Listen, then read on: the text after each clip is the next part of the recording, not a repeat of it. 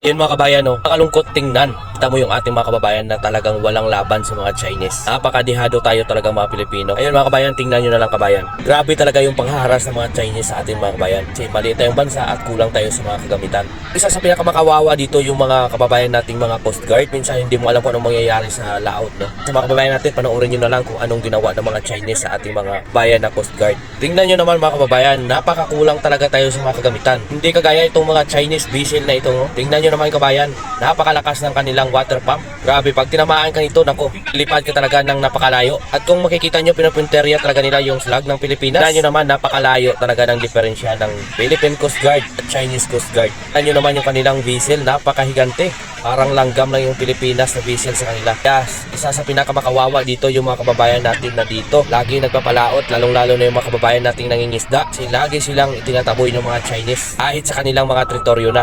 Dito naman na porsyon mga kabayan, kitang-kita na sinadyang banggain ng mga Chinese ang sinasakyan nating Coast Guard. Ang pinakamalala pa dito dahil nagtapon pa ang mga Chinese ng kanilang tear gas. Kaya't makikita nyo napakalakas ng usok at syempre masakit sa mata yan mga kabayan. Kaya pagdarasal na lang natin na maging okay ng lahat dahil napakakawawa talaga yung ating mga kababayan na lagi nandyan ang mga eksena na yan.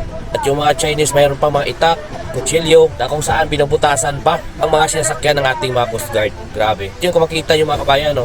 Napakarami talaga mga Chinese vessel at napapakalaki pa. Kaya napakadihado talaga tayo.